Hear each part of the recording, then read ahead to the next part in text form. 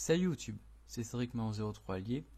On se retrouve aujourd'hui pour une vidéo sur DevPro. Ça faisait longtemps que je n'ai pas fait de vidéo sur YouTube. Et là j'ai l'occasion de me rattraper avec une vidéo très exclusive, puisqu'il s'agit de la vidéo du deck profile du championnat de France avec la decklist du champion. Donc c'est Nicolas Karavchevski qui a gagné avec le deck Hat. Donc Hat, c'est un excellent deck. C'est le numéro 1 dans le metagame avec ma Dolce. Je pense même qu'il a une petite longueur d'avance. Donc pour ceux qui ne savent pas, donc Hat, donc H-A-T, ça veut dire H comme hand, les mains, A comme artefact et T comme traptrix.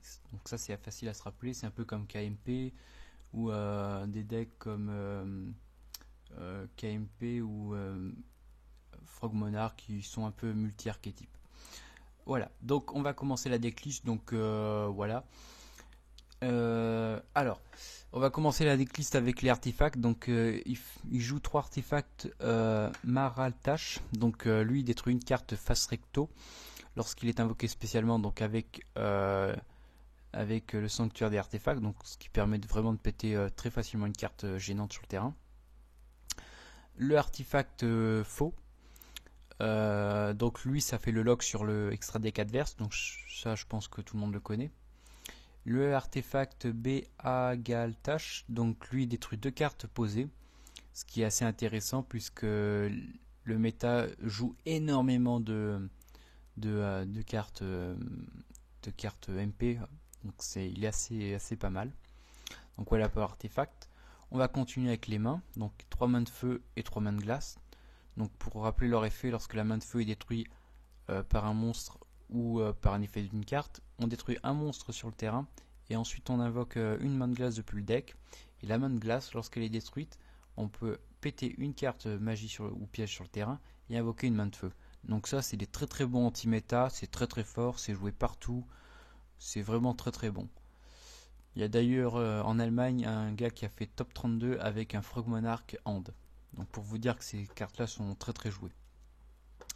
On va continuer la decklist avec les Traptrix maintenant. Donc 3 Traptrix Miremelo et 3 Traptrix Dionaea.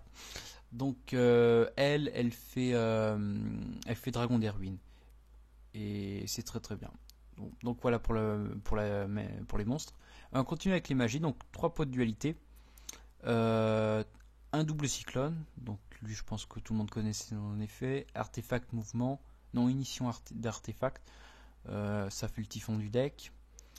Un contrôleur d'ennemis, un trou noir, une charge de lame. Donc ça lorsque les artefacts et la Traptrix Miremelo est invoqué spécialement, ça active leurs effets. Donc lui va pouvoir péter.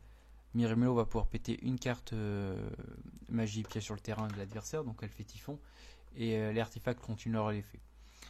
Ensuite, pour les pièges, donc on va continuer avec 3 sanctuaires d'artefacts, donc lui on invoque un artefact depuis le deck, 2 compétences de percée, un appel de lettre hantée, une trappe sans fond, un hommage, un avertissement divin, 2 prison dimensionnelle, 2 wire-up, donc le mouchoir, et une trappe du cauchemar Traptrix. Donc ça c'est contre les miroirs match. Pour l'extra deck, donc on a un Gaïa, un Constellar, un Télade de la Constellée, c'est Cryptis pour ça, un Requin Fortress, un Volcasaurus, un Tairas, un Zenmayo, voilà pour les rangs 5 et pour le Gaïa. Pour les rangs 4, on a un Abyss Develer, un Exciton, un numéro 80, un Dégusto Phoenix pour faire pod, un Cowboy Gelga, un Black Sheep of Corn, un Utopie qui est assez pas mal je trouve comme Xiz, un numéro 101 et un numéro 103. Donc elle fait configuration requise dépassée et en plus on fait de la pioche. Pour le side, donc 3 maxés, normal.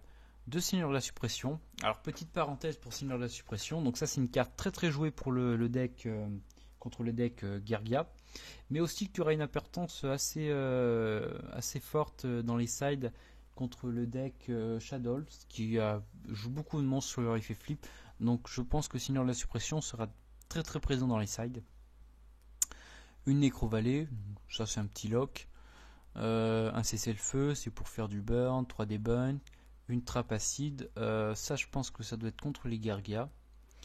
2 catastrophes infernales et 2 cornes célestes ténébreuses. Donc voilà.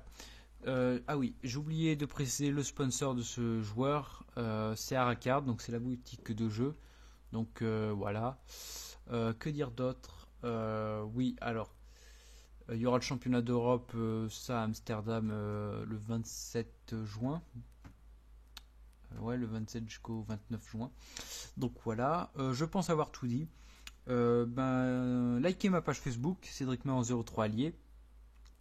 Je vous dis à très bientôt pour plein d'autres vidéos et portez-vous bien.